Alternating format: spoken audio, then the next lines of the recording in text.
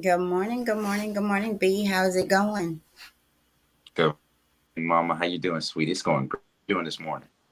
Good, good, good, good, good. Uh, Good. Instagram okay? Did you already go live there? It it is. I haven't just yet, but it's waiting for me. So I'm gonna go ahead and go. And we are live in 3, 2, 1, and it's on. It's on. Okay, great, great, Welcome great, great. everybody. Welcome everybody to the Asian podcast with your beautiful host, the Butterfly, and Appreciate it. the co-host, this little guy over here. Welcome y'all. Good morning to you for being here. This is the 77. What day is this? 77. I always forget that. 77. 77th day of going through Kimbro's daily motivations for African American success. Thank you guys for being here. Please send this link if you see anybody that's online right now on Facebook, Instagram Live. Please send them this link. Tune in to be like, hey, what you up to? You anything going right now? Or you up getting prepared for your day? Check out this link. This daily motivation for success. So if you haven't been here with us, daily motivation success will help you focus on the thoughts, attitudes, and deeds that will lead to the achievement of your true goals. And 365 short but powerful motivation for each day of the year. Dennis Kimbro, author of the popular Think Rich, A Black Choice, leads us to discuss how to use the present moment and gifts to transcend labels, cultivate a positive attitude, become enough to know when to say yes and when no, and to look inward just to life's challenges. Motivation begins with words of wisdom from such distinguished African Americans as Malcolm X and Wright Alderman, uh, Whoopi Goldberg, Charlene Hunt, Bill Cosby, Carl Rowan, Reverend Leon Sullivan, and of others. This trove of practical inspiration will give you fresh encouragement every day of the year, but what it gives you will last a lifetime. Mom, what you got going on this morning? How did the morning start? I'm great. Got some good rest. I'm good. I feel very refreshed. Fresh, Oh, good. what does it say? Fresh encouragement. I have fresh something today. Just I feel rested. Just feel really rested and ready to go. Got into bed early last night. Slept a little bit later today. And got up moving. So needed it. I needed it. So I'm good. Good. Good.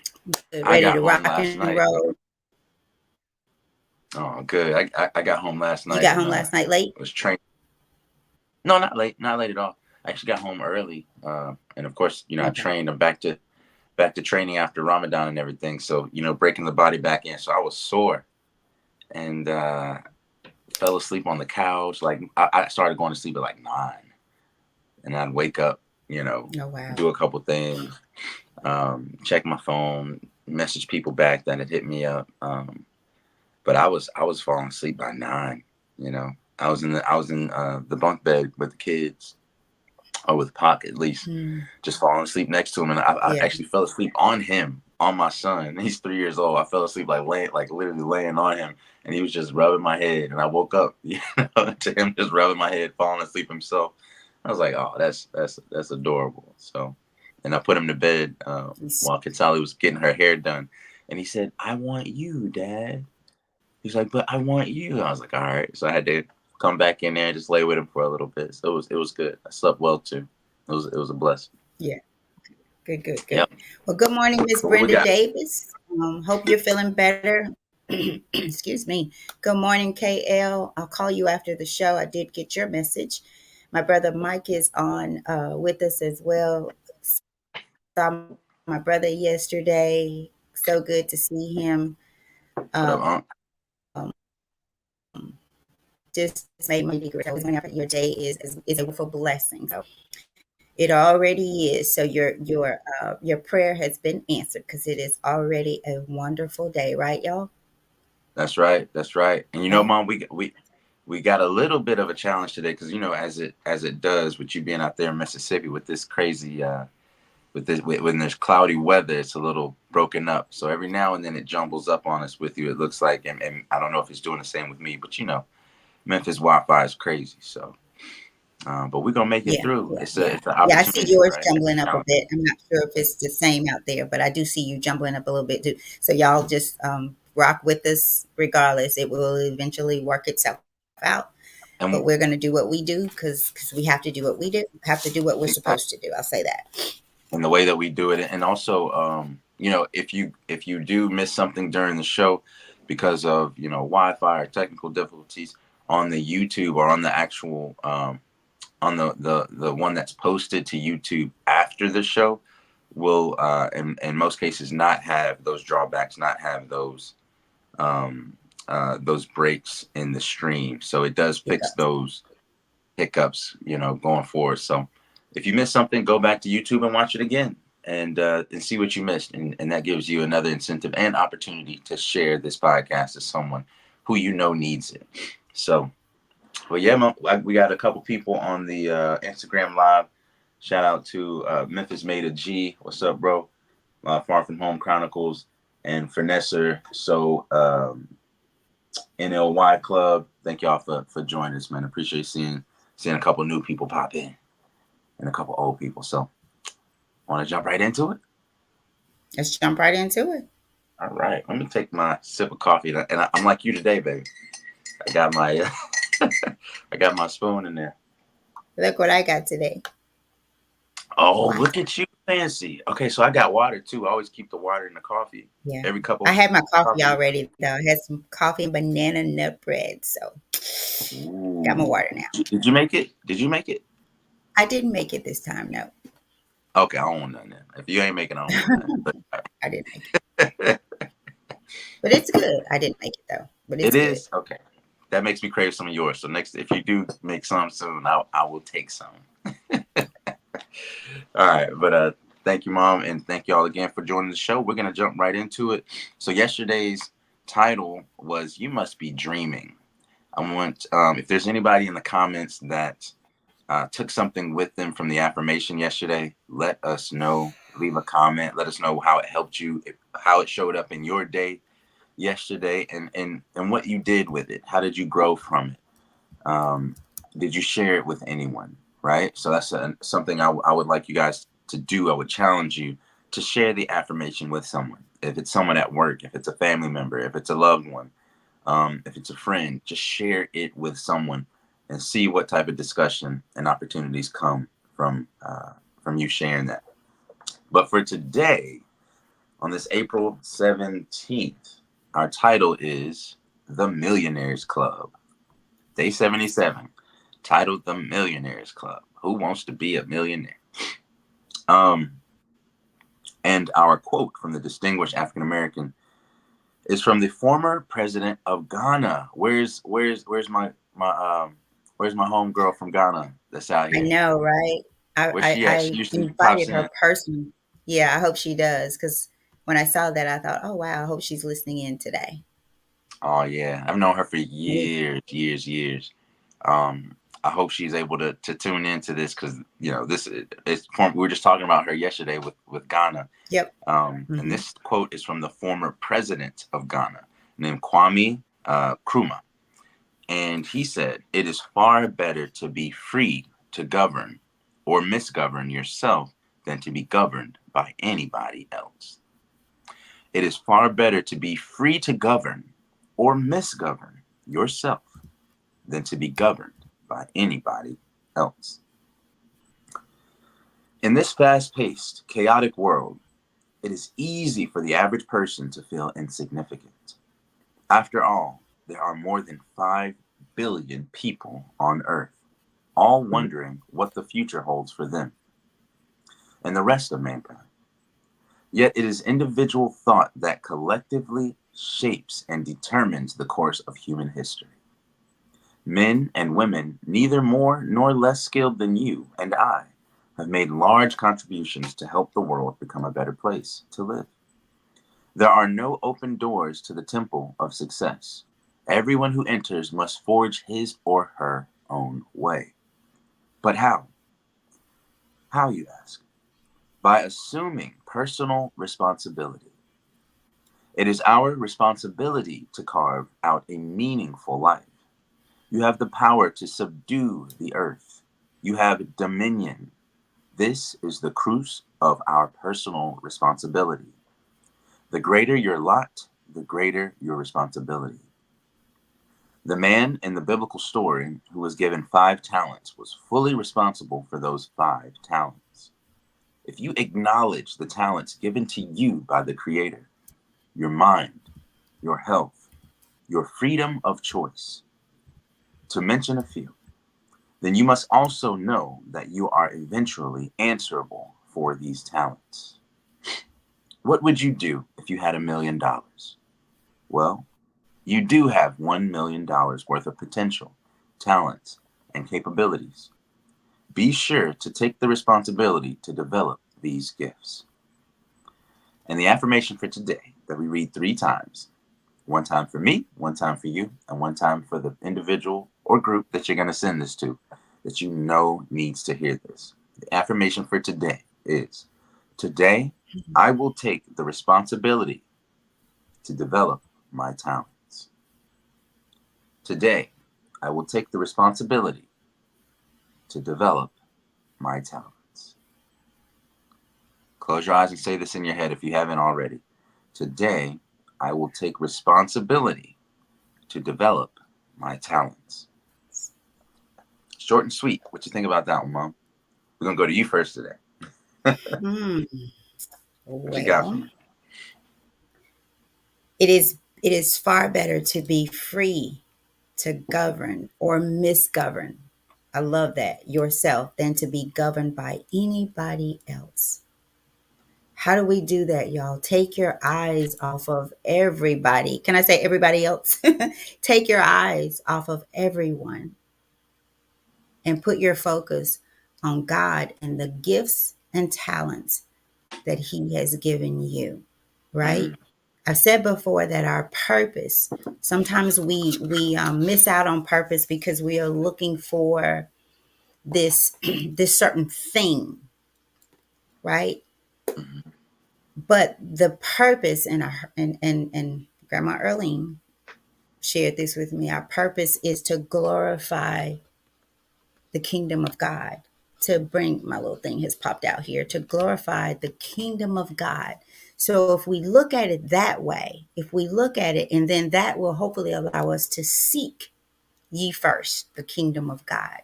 Your gifts and talents come from that. I think we have begun to seek something. Not no, I don't think we seek something from this world and from people that even if we got it, received it, it would not be enough. It would not satisfy us. And that's why we are in this, we participate in this shiny new object syndrome. And the objects are people, things, places. So there's a discomfort that settles in us that keeps us from success, from being a millionaire. Because the greatest millionaire is that one who, let me pull Brandon back in, that one who is successful internally, who mm, is at peace with himself, who does not feel like um, insignificant, like an average person. Because there's nothing average about a person who seeks God. Actually, is quite the opposite. It is the opposite. There's something about that person that stands out. Their light shines different. So they're not average. Now, do they go through life differently? Absolutely. But I'll say those people grow through life. And I said we because I consider myself not an average person. I consider myself as someone who seeks God, who seeks the very heart of God, right? Who exactly. seeks to be ye transformed, who does not want to be okay with waffling, being on the fence about seeking him. Mm, Right. So the quote, so many of us are governed by others and by the world. So I'll start there. We're certainly not average. And hopefully you don't feel insignificant. However, I think a lot of us, we do, because you're mm, seeking and searching the wrong things, the wrong people. There's another part in here that we are, let's see, after all, there are more than 5 billion. There's more now. I think there's over 8 billion people on earth, all wondering what the future holds for us, for them, it says. Why? Because we've talked about that. Why are we in the future? Just as why, if you're in the past, why are we in the past? Mm-hmm. Because we have no control. You can plan, you can plan, you can plan, but your future could be as different as night and day as you thought it would be. Right. So there's a lot more, Brandon. I'll stop here. Yet it is individual thought that collectively shapes and determines the course of human history. Individual thought. Our book says if there's any power that can reverse the fortunes of race, it is character, writes Dennis Kimbro. Every thought which enters our mind, every word we utter, every deed we perform makes its impression on the innermost fiber of our being. The innermost fiber. Y'all look around you. You have millionaires everywhere, but look into their soul. Do a spiritual surgery on them, and you tell me if they're truly millionaires. Tell Mm-hmm. me. Over to you, Brandon. I'll have more, but I'll stop there for the sake of. Yeah, I appreciate what you shared, Mom. There's it's interesting because yesterday I actually saw a friend of mine, Craig. I saw Craig. Oh, good. Yeah, I saw Craig for a bit, and I literally asked him this question. We were talking about life and manhood and provision and purpose, and we talked about the resource, right, of money, right? And I asked him, I said, well, what's your marker? If you had to put it just about financially on a dollar amount, what would it be? And it was a very hard question, I noticed, for him to answer. And I think ultimately it was because we know that money doesn't buy happiness, right? And that and I've said this to you, Mom, before, and I think I might have said it on the show, that most people don't want to make $1 million. Most people want to spend $1 million. Right? Most people don't want to make $1 million. They want to spend $1 million. So on the route to getting their $1 million, they spend it prematurely because the goal was never to make it. Those that I've noticed who are millionaires and you know most wealthy in that sense, at least in a financial sense, it's because they focus on the making of it, right? And the preservation of it, as opposed to the spending of it.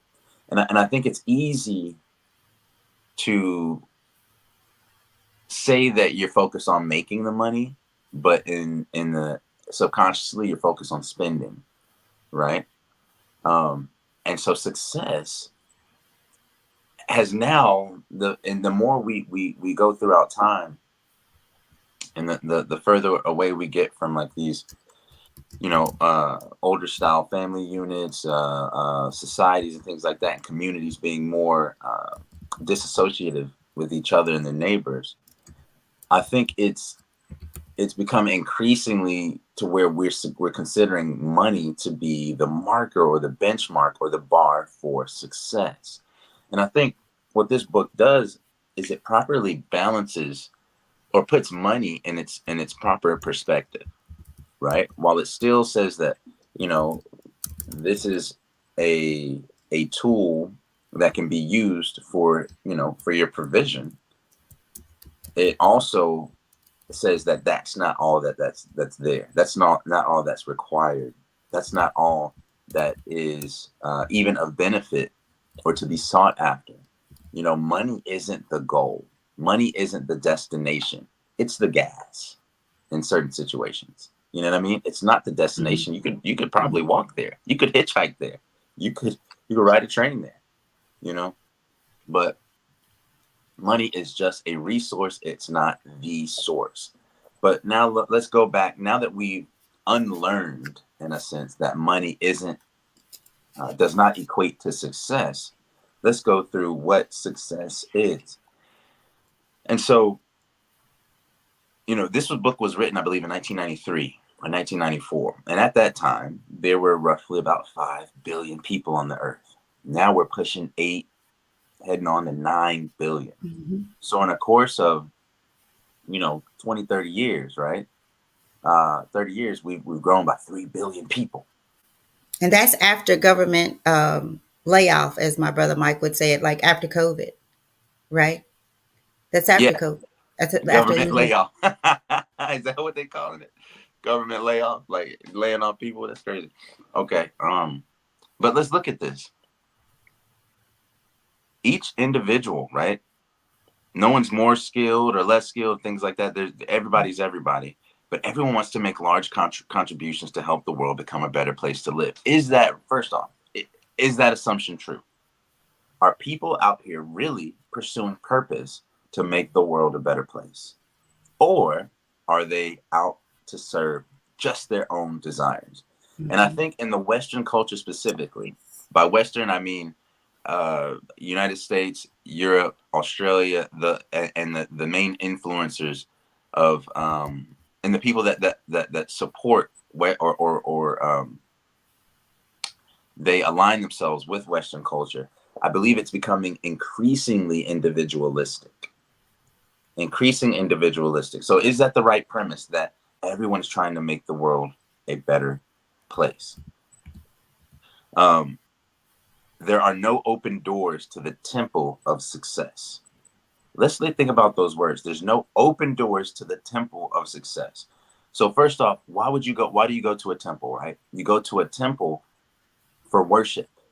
You go to a temple for meditation, for reflection, for some type of ease, right? But the door isn't open there. If there's a temple for success where you go to become successful, or you're crossing this threshold for success, there's no open doors, right? You have to forge your way through it. And I think it's that forging is a word that's used to be like to be forged through fire, or to go through some type of adversity, to go through some type of hardship or uncomfortability in order to be successful. And I think Mhm. Western culture kind of assumes this microwave mentality of success. Like, this is a lottery. I have a hit record. This is a fast paced type of thing, a get rich quick scheme. And I tell people that money, in my opinion, is like a fat loss. If you gain it really fast, you can lose it really fast. If you gain, if you if you basically lost a lot of weight really quick and haven't done it in a way that's sustainable, then it's so easy to gain all of that weight right back.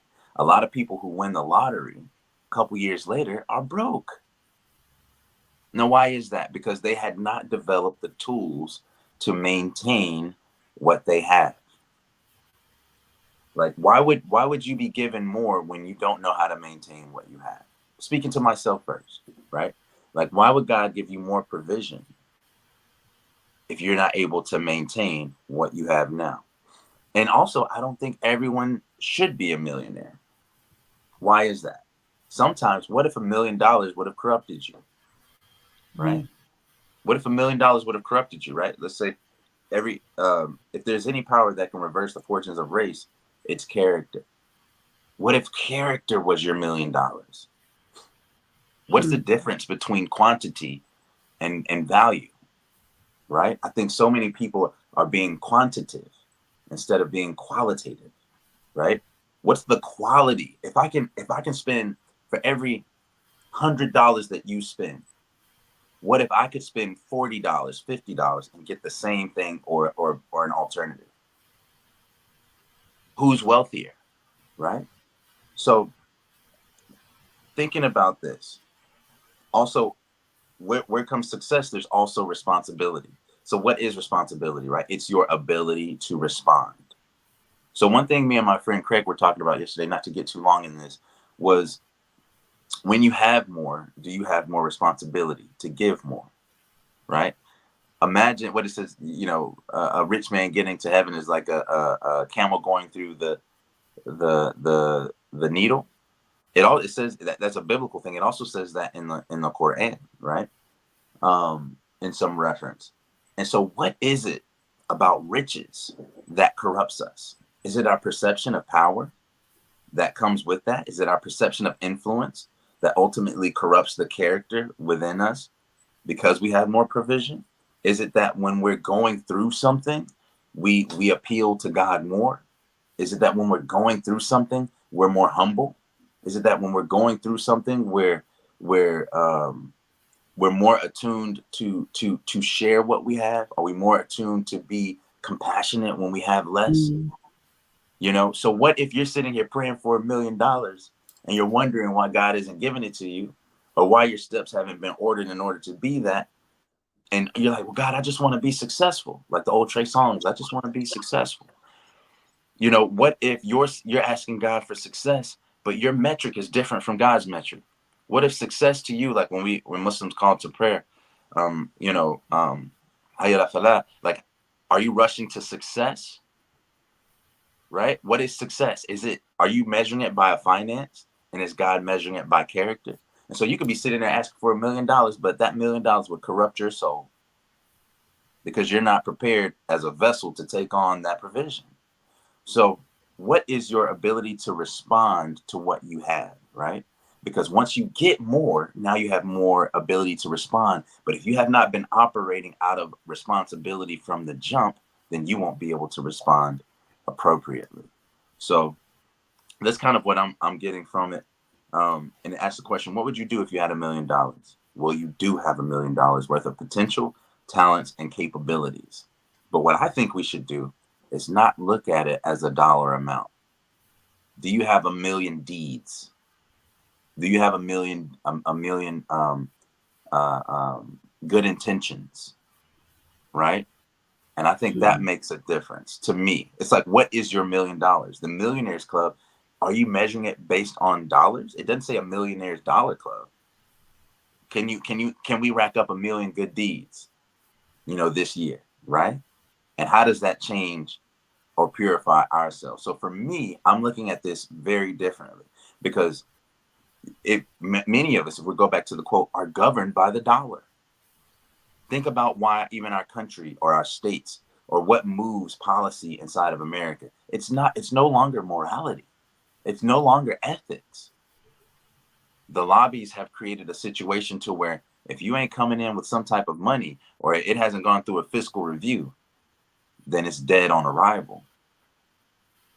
So I think it's an orientation of thought, an orientation of what we consider successful, and what do we consider wealth. Now, so for me, the Millionaires Club isn't about dollars; it's about Right, sense. So, what right, about you, right. Mom? So, the greater your lot, the greater your responsibility. So, the greater talents you have, the more talents you have. And think about the talents parable in the Bible, you guys. So, think about that. It's more about, so we are commanded, it is our responsibility to use what God has given us to make not just ourselves better, but the world.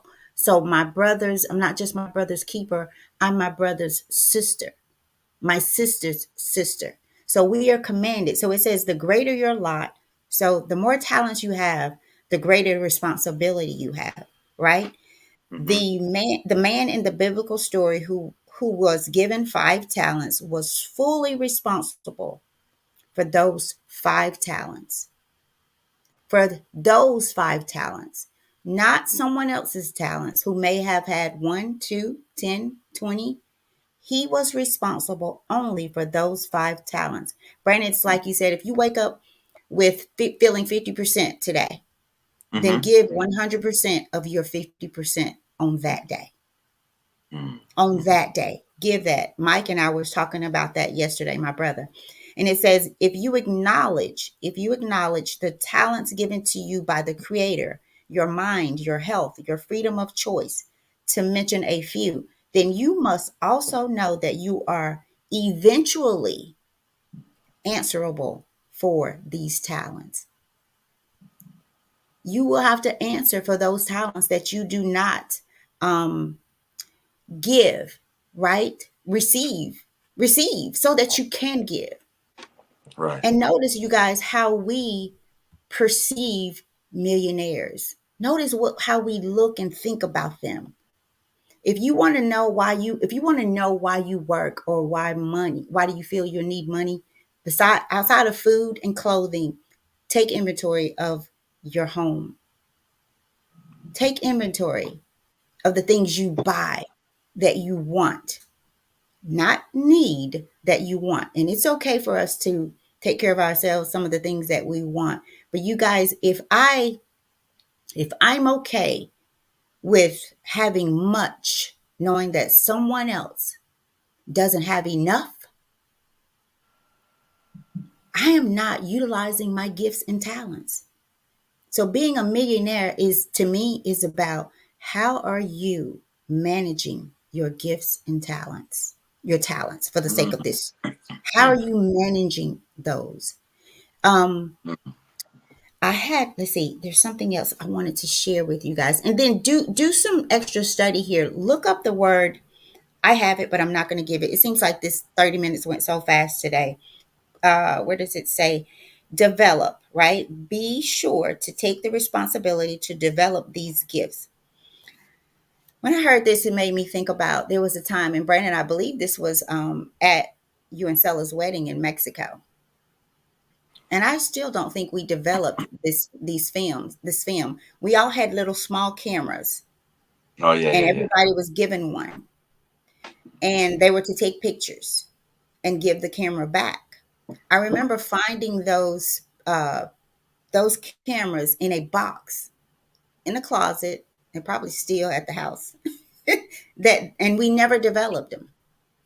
We were so excited about getting the cameras, getting to the wedding, everybody taking pictures, because they will take the pictures based on, we see differently. Oh, that will make a beautiful picture. Where someone else may think, oh, that wouldn't be the right picture, I'm going to take it over here. So you get all these different pictures that you can one day sit and look at, and perhaps even show your children. I don't think we ever developed the film. I don't think we ever did it. So imagine, we didn't take the responsibility. We did a little action before, but we did not take the responsibility to develop those pictures. So what happens when we don't focus on developing, nurturing the talents that God has given us, right? What We don't happens? we don't see the bigger picture. We don't see the bigger picture. And it tells us that we have dominion. You have dominion. This is the crux of our personal responsibility. But how often do we think about the Millionaire Club being those who are internally in tuned and understand that their purpose through their gifts and talents is to glorify the kingdom of God, is to use what they have been given to nurture the plant, the seed that God has planted. Those 5 talents in the parable, talents or the parable meaning, right? Those 5 talents. Think of it as 5 seeds that we have to tend to nurture. Hmm. Because it's all about cultivating. And I see that before I go there, I want to read, I brought up something here. What are the talents given by God, right? I thought this was interesting. Administration, apostleship, craftsmanship, discernment, encouragement, and evangelism, faith, giving, healing. And when I saw healing, I'm like, you guys, we have to heal. We Hmm. have to heal. Hurting people, hurt people, healing people, help people, heal. Helping, hospitality, intercession, knowledge, leadership, mercy, miracles, prophecy, serving, teaching, interpretation, and wisdom. Hmm. Talents given by God. But again, ask yourself, how do you respond to people that you think have money, that they are a millionaire? How do you look at them? How do you perceive them? Why is it so important for you to know them or think you know them? Do y'all notice or see how much what's the word? Like pride people take in knowing Well, millionaires. just how much emphasis we put on knowing stars or successful people that we may never meet. We're so caught up in Yeah, their lives and yeah. what's going on with them. And they have a millionaire, so they're millionaires, right? Most of them. They have money, I would say. So shouldn't they be able to take care of themselves, right? While you have Yeah. somebody in your family who may be working every day and may miss a meal, right? But you're And you so don't know. focused and you don't even know, you don't know, but not you don't care. And you don't know the people that the world tells us is are that are millionaires. We don't know them. We just know of them. People will ask me about someone that is supposed to be famous, and I'll say, "Who is that?" And they'll be like, "What? What do you do?" I don't care. I don't care. I was Thank gonna you. go. I mean, I don't. I Thank don't even you. want to know who they It's the are. stupidest stuff. Like they're like, who? Right. So and so is dating who? Did you know that they broke up and that he did this to her and she did this and I heard that? I'm like, man, I don't care. When you Basically, got like, somebody that are being abused by someone and you don't care. yeah, You don't care. That has all to do with you not being in tune, not being a millionaire internally, internally. And I saw a comment out here, and I'll read those. And Brandon, we'll get ready to wrap it up. I hope yeah, we yeah. gave you enough. I have more, but I do um, too. I ain't gonna lie to you. I got we can go a little bit more if you have the time, maybe about 5 minutes, Sure, or do sure. you need to go? I just wanted to be reflective about this because you know, speaking to myself first, I feel like I am very I'm open with some of my talents, and then other talents I have um I have very much privatized, you know, like my writing, my music, things like that, my art even. Like I'll draw little stuff, throw it away, leave it, or I'll write or I'll, I'll freestyle and create songs and things like that like I used to, but I keep them to myself. Like I almost have very until as of recent, but in over the past couple of years, I've been very private about it. It's just been mine, right? I'll write something and I'll say it to God or to whoever, and then I'll leave it. I'm done. I'm done with it. And then someone will pick it up later and they'll be like, "Man, this is really good. I really liked it." So I battle with Hmm, that hmm, myself. I hmm. battle that with certain things because you speak about the Brandon, talent. I think I about gotta like stop you. the talented tenth, right? We were talking about that. I'm that somebody, you guys, and I'm not saying this because he's my son. Brandon is so talented. You can say something to Brandon and say, "Hey, drop me a song about this." You'll have it in 5-10 minutes.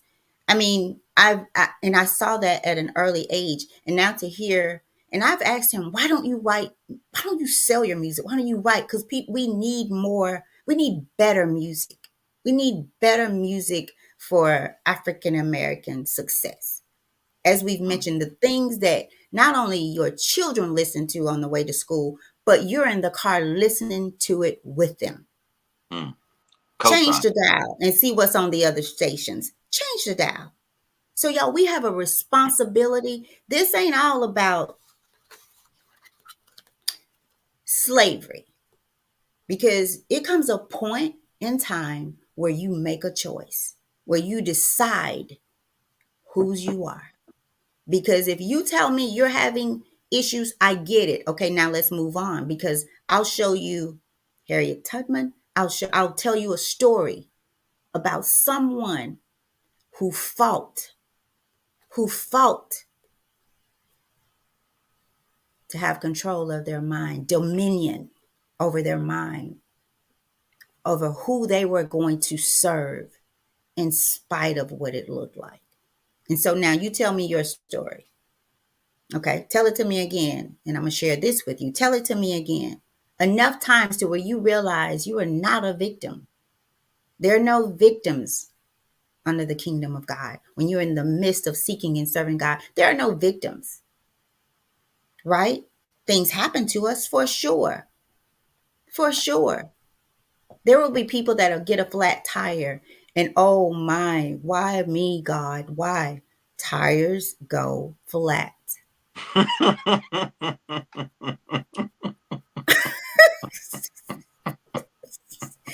Brandon, I mean, but I'm serious, y'all. No, I Tires, feel you. I feel that's you. what they do. That's what they do. Get out of this. Woe is me. How many talents do you have? And if you were given just one, are you using it? Because that's, thank God, God only gave you one. What? And you know that one, he's telling you, he's told you, if you just use it, you will be a millionaire. I would rather have one that I use, right? Yeah. And then there's the man who has, or the woman who was given five. Why? Because God gave you five, and he's so sure that if you use them, you would be a millionaire. And here you are. You have five and won't use one.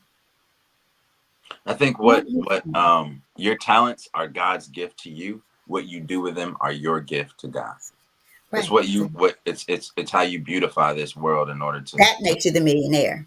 The exactly. get that makes you the millionaire. Perfectly said, Brandon. Perfectly said. But let's get back to you. I got off. No, no, no, no. You gotta What get on me. I want to figure out, or No, maybe it's a question for it's you, cool. It's cool. because I really believe that is one of your many gifts. Because I feel even drawing, y'all. I have a photo, not a photo, but a canvas of something that Brandon drew when he was in, or painted, not drew, painted in middle school. And I was taking it to work because Kim Colbert wanted to see it. And someone in the elevator asked me, is that a Picasso painting? That's And I funny. was like, no, it's my son's. You know, I Mm. remember I did base that. I think Mame. I did You base remember? that painting on his cubism and surrealism period. So it was good for them to even notice that I used those. I remember that painting. I think I Right. know what you're talking about. And then Mame, y'all, she's not no longer with us, but Mame is my great aunt who passed away, and Brandon was like 8 years old, and she'd call him the boy. And so she saw a drawing. I was telling her that telling her he was a really good drawer, and she said, "Really, I want to see." And so she had this painting, not painting, but a picture that she had printed out and put in this frame, 8 by 10. And she said, "Draw this." And he got down on her floor. We were visiting her one summer. We went and stayed a week with her, I think, in the middle of nowhere, like in Leary, Georgia. And he got on the floor and he drew this. I still have, like, I have a box of paintings and drawings that Brandon did all through his life, right? So this is something I feel that you've not developed, and I Mom, don't can I know tell you why. something? Can I tell you something? Sure. Yes. I told somebody the story about the black Jesus at Mame's yesterday. Oh my. Yesterday, kid you Yeah, not. it was praying But hands. I'll have to share that. It was praying hands, and he drew it perfectly, no, perfectly, and it was a black Jesus, but I started right with with the praying hands, yeah, right. yeah. Right. And so she was so amazed, so amazed, Mm. so amazed. She actually tried to get me to let her raise Brandon. She said, the bus will come right out there. He could run right out there and get on the bus. I'll be here. Wow. She wanted my, and that's how they did it back in the day. Our elders wanted our children, um, because I think they thought they could do a better job. And they probably could because they were closer. I feel like they were more connected. They had gotten in the space of their talents, some, not all, to where they had the wisdom. They would raise them based on the wisdom and the knowledge of God. They would make sure that they loved God, that they learned to love God, Yeah, she right? And to definitely seek. wouldn't be in the car listening to the She didn't have the cable. Do top you remember 10, what we looked at all day? It was the church stuff. the church. She didn't have cable. She lived in the middle of nowhere. Yeah, So all day long, you stand there, you just look at the same channel talking about God all day, all day. all day. But it was one of the best weeks of my life. Being in the middle of nowhere, she would get up, go outside, get the eggs from the chickens, come back in, cook us the best breakfast every morning. Mm-hmm. And the sleep there was like none other, none other. Rest in So, peace, Mom May. yeah, rest in peace, Mame. My most favorite, I got to share this, y'all, and we'll let y'all out of here. But Mame was about this tall, no joke. I mean, really little. And Brandon, do you remember? Which one? It was a lady in church who Mame said, she is not shouting, she is dancing. And so Mame got back to the house and she lived on the church property, the same place that we have our family reunion at our church home. And so Mame was showing us how the lady was dancing. Oh You yeah, remember that? yeah. So Oh she my said goodness. that is not shouting and serving God. She is in the church dancing. And so she was showing us how the lady was dancing. And she was about what, 80 something? Yeah, it had to be 80 something at that time. Y'all, it was the most beautiful thing. And so we just kept asking her, how was she doing in church? How did she dance? Because we wanted to see her do And it. she caught on that we was laughing at her Yeah, and not with her. not with her, right? So, y'all, that's a millionaire to me. To be able to sit with our elders and love on them and learn Yeah, from them and be comfortable being in small Leary, Georgia, with one store, and it's one, no major restaurants, no no McDonald's and all Walmart, that stuff, no no none of Walmart. that. You got to drive into town for that, right? To be a millionaire is much more. Like, I put that title out there and I thought a lot of people are going to probably want to hear about this one, Yeah, because the Millionaire Club, you want to be amongst people with money, but they don't know who they are. They don't know whose they are. They're going to continue chasing money to buy the things that they think makes them valuable in a world of people who don't know the value of anything. or Because themselves. you other well, I was going to say, because you don't know the value of yourself, you don't know the value or see the value in anyone. It's like, if you're lying to yourself, you're lying to me. If you're lying to me, you're lying to yourself. I got to get to this comment because it's very important, and I'm going to pick on KL this morning. He says, I don't really care about what's in a millionaire's soul unless we're in business together. And I'm going to say, you better care, because right now, millionaires, Run the so-called millionaires, is what the world is focused on, and they have a bit of control because we don't care, and we've given up on making sure that our gifts and talents don't allow millionaires who are soulless to have power. It's just like the bus driver that I've shared. The bus driver is getting high just before time to go pick up the kids. Well, no, he drops the kids off to school. He comes back because there's some time in between there. He comes back, he hangs out with his friends, he gets high. And it says, but this is not your problem, right? The fact that he's getting high, he's dropped off some kids. This is not your problem. But then he pulls up back at the school to pick up your child. It becomes your problem, right? Because it's your child. right. But it should be your problem because it's somebody's child, because it's God's child. So we got to get out of I don't care. What will my gifts and talents do about this situation? Because your gifts and talents is not just for you, it is for the world, and it will make it a better place. It will make people and the world better if we start to care, if we start to heal, if we start to know who we really are, if we start to seek ye first the kingdom of God. If you do that, it will make you care. And I'm not saying that you're not, but we got to be careful with I don't care. Because see, the millionaire might be after our children. It's apathy, right? It's like It's apathy for a situation. Like, what did Dr. King say?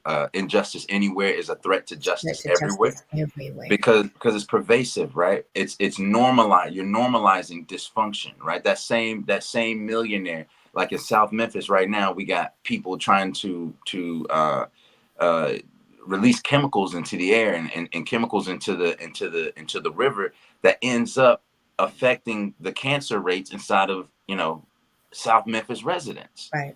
You feel Right. me? So it's like, if we don't care about what's in the millionaire's soul, then know that they have more influence and impact than you do over your situation if you live in that area, right?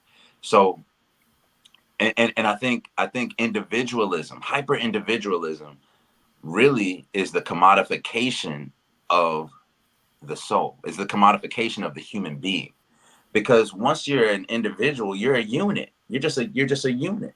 And once you're not connected to the overall fabric of your community, then you don't have a community. There's no common unity. You all are Hmm. just aimless Hmm. threads. I can put a bunch of different pieces of thread and linen out here randomly, and it looks like a bunch of like a ball of, it's not even a ball of yarn. It's just a big, amalgamation of all these different threads. But those same things can become a quilt, can become a bed, can become clothing. You feel me? So there has to be Right. some type of organization, or some type of um uh uh some type of coming together, right? Some type of organization, in order for us to really be well. That's the whole reason humans have had this dominion, right? It's because we lowered our costs or lowered our cost of production by specialization, right? If I'm better at hunting and you're better at sewing clothing, then what I look like trying to put a needle through a thread with my big old fingers and hands? It's going to take me longer to make clothes for me. Yeah. So why not let you make all the clothes for the community? I go get this food, go get this hunting on. I bring it back, cook it up, and out of my abundance, from my talent, I give you food, or I trade with you the clothes that I couldn't make. Because if I sit there and try to make clothes, I might make one article of clothing all day, right? And you done made 20 different sets of clothing for everybody, because you can do that real quick. Whereas I Hmm. might go out and I might hunt and fish, and come back with a whole case of fish, right? Like, we having a family fish fry today. But if you went out and hunted and fished, you might only get 3, 4 fish, feed one or two people. So we grow by coming together, and everybody has, in the West, that I've noticed, because I've been to other countries and I've seen it differently.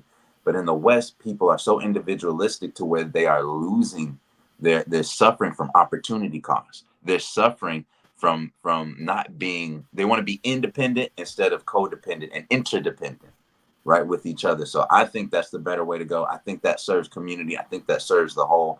I think it's easier to pick people off, whether it be from the government or whether it be from these corporate interests, when we're individuals. But when we operate as families, when we operate as a neighborhood as opposed to a hood. How do you get a hood from a neighborhood? It's when you don't know your neighbors. And I don't mean know like, what's up, how you doing, neighbor? I mean like, no, like, how's your family, bro? Like, your wife pregnant, she in her third trimester, y'all need anything? Like, I'm going to the grocery store. I got a Costco card. Do you need anything? I know you ain't got a membership, but I'm going to Costco. Do you need anything? So for me, it's the unity, it's the communal sense that actually makes everybody better. And so what's your talent in that community? So instead of you thinking about you just being a community, can you have a community of millionaires, to where it feels like we all millionaires because all of our needs are served up. All of our needs are met. You know what I'm saying? So I got a comment by AD like Sunny, says some millionaires may be soulless, but not all of them are. Some are humble and have character. That's absolutely right. That's Right. and you have some people Good that's in point. poverty. Good point. Good Absolutely point. great point. You have some people in poverty that are beautiful people, but we look at them by and large like, they probably on drugs, they probably trying to steal, they probably trying to do this, and so we do have to be careful to not project what we think or generalize people in any kind of way. But I will say this: if you out there rocking with $1 million, and you know your brother, your cousin, or $1 billion. Like, how can you hoard $1 billion and there's people out here can't even eat, bro? You know what I'm saying? What's your soul? Your soul is your connection to God. You got a spirit, in my opinion. You got a spirit and a soul. Your soul is what's connected to God. Are you connected to that? Can you go past a person that's sitting there starving and sleeping on the street and not have any compassion? I'm not saying you don't understand. I know you might not understand their situation, but don't you feel that tinge in your heart? Now multiply that by, I don't know, 1 million. You got 10 mil right now. You walk past that same person. Is it easier to have compassion now, or is it harder? And a lot of times we look at this ourselves like, I built myself up. I did this myself. No, you didn't. No, you did. I don't care who you are. You ain't do it. You ain't do nothing yourself. You know what I mean? We all have benefited from one another. Whether it's an idea that I learned from you, whether it's some support that I needed one day when my car broke down. We all need each other, and we are all we have. So what I'm saying is, find the common unity. Let's do whatever we agree upon as a community, whatever we agree upon as various individuals. Let's do that together. And Right. wherever we don't agree, we can hop off the bus and be like, all right, bro, you do that. That's what you got going on. I'm not with that right there. So, but when you get back to this, hit me up. I got you. We can do this Gotcha. together. Gotcha. You know what I'm Right. saying? So Right. that's all That was I a got. great point and thank you whoever that is Oh yeah, for shout out to telling us AB. that, because there are some people there are some wonderful millionaires out there. And y'all, there's something called money trauma. I'll post something out there today. It's called money trauma because I think there's a misinterpretation and misunderstanding of about being okay to be a millionaire. I think there's a certain group of people, because of the way that we have struggled financially as children, and that's why it's so important for me to make sure that the grands don't fall into that. Not saying that they seek to be a millionaire, but they know that it's okay and that we need good people to become millionaires. But there can be a blockage. Parents can often set off a blockage based on how they experienced money. There's Right. absolutely nothing wrong with being a millionaire. Absolutely nothing Mhm. wrong with teaching your kids about money now, the ethics of money, and why it's important to have it, so that you can help build the kingdom of God, if that's one of your talents that he's given you. Meaning, if your talent is going to, because I believe all of it helps, but what if your seed was about finances? Mhm. What if you did not let the way that you were raised and the struggle? What if you break that generational curse and say, no other single mother or single father will struggle in this way on my dime?